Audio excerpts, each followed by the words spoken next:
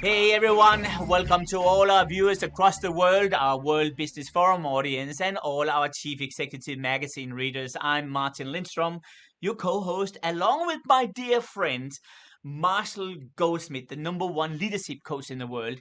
Now, Marshall is a member of Thinkers 50 Hall of Fame, which is an indication of that he is not 20 anymore, and he's written some of the most iconic books out there, including his latest bestseller, The Earned Life. Lose regret, choose fulfillment. And it's absolutely amazing. Marshall, it is an honor once again to do this show with you. Thank you, thank you, thank you for joining us. I am so proud to be here with my good friend and comrade, Martin Lindstrom. I love this guy. A few comments. One, he is the world's most interesting human being. If you ever get a chance to meet this guy, he's the world's most interesting human being. He is an incredible author. He wrote things like Biology, The Ministry of Common Sense. He is also a Thinkers 50 top management thinker in the world, although not quite old enough to be in the Hall of Fame yet, but he is in the Thinkers 50 top management thinkers in the world. He was ranked in Time magazine as one of the 50 most influential people in the world as well. And so he is a wonderful guy, but also beyond all of that, he's a good guy. He's always willing to help out with charities, good causes. So honored to be here with my comrade, Martin Lindstrom. Marshall, you make me blush as always. And I want to be old so I can try that Hall of Fame experience of yours, right? Listen, if you guys have any comments, just write them down here. And if you like this show, by the way, don't forget to press the like, the follow, or the subscribe button. Marshall, I am really excited about today's guest because he's a bit of an icon out there. Tell me more about him. Well, my good comrade coming up next is Stephen M R Covey. Stephen is a good guy, number one, which is kind of more important than all this other stuff. He is a New York Times best-selling author of one of the world's most iconic books, also The Speed of Trust, which has sold 2 million copies, been translated into 22 different languages, and now he has a new book coming out. A new book that just came out, Trust and Inspire. And this is about how the greatest leaders in the world unleash greatness in other people. He is also, among other things, just one of the best speakers out there. So he's a great teacher, he's a great speaker, he is also a great thinker and a great guy. Welcome. Well, wonderful. Thank you, Marshall. I appreciate those kind words, and I'm excited, delighted to be with you and with Martin on the M&M show. What an honor. Let's get rolling. One of the first questions I have for you is looking at the concept of leadership. How is that leader of the future going to be different than the leader of the past? What are some of the most important qualities of the leader of the future?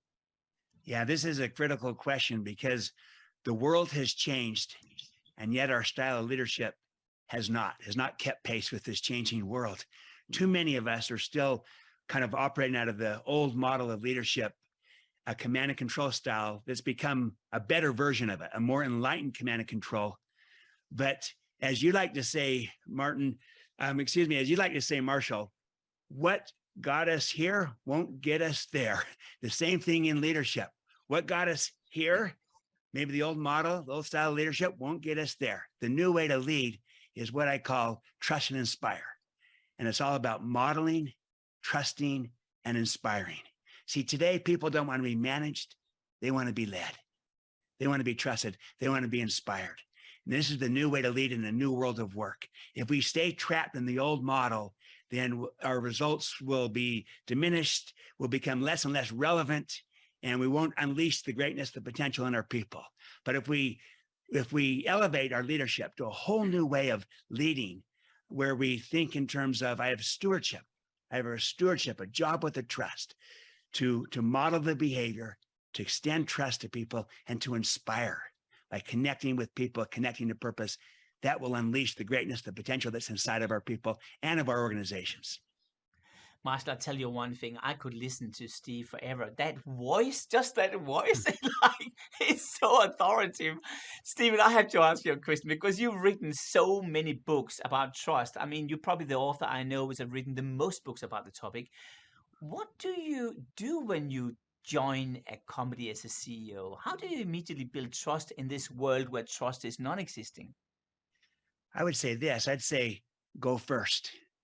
be the first to extend that trust. Too often, the default is that we start with distrust, especially in a low trust world, like you were saying at the start, Martin, that where there's an existential crisis of trust around us. That distrust can become contagious. So if you come in as a new leader, if you start with trust, what a difference that makes. So I look at the example of that when David Novak, he became the CEO of Yum Brands, that operates all over the world, KFC, Pizza Hut, Taco Bell, all these stores. When he first took it on the role as the president of KFC, he came in, they were a little bit broken. There was distrust between the franchisees and the home office corporate. And he came in and he said, look, my first act of leadership is very clear. We're going to trust our franchisees. And the people around him said, whoa, they're the problem. You can't trust them. That's why we're trapped in this cycle of distrust. Because no, they these are good people that invested in many cases their entire life savings, and we're going to believe in them. We're going to trust them as a starting point. And by him going first, not only being trustworthy, but being trusting, people responded back in kind.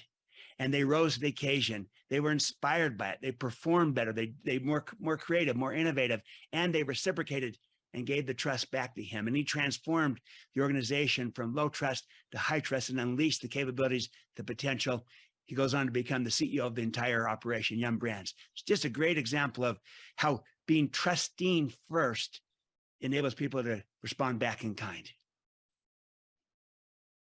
This is great. One of the people I've coached who really practices what you preach in a very positive way is Hubert Joly. Hubert went into Best Buy, things were down the drain, and he just came up and he just said, he went first. He said, look, I'm trying to get better. I get feedback. I'm trying to improve. Please help me. And Stephen, exactly what you're saying. He didn't say I'm better than you or I'm talking down to you. Please help me. And when people saw him trying to improve, it's inspired them to try to improve. As you say, leading by example, not leading by talk. And then I want to echo what you've said. If we preach at others, all we teach them to do is preach. If we live this way, then we inspire them to live that way. Can you think of maybe another great real life example of somebody who's just great at this? Yeah, absolutely. I'd say Satya Nadella at Okay. Microsoft. And when he came in, Microsoft was seen as maybe having had its best days. They were in the past. That was kind of the feeling at the time.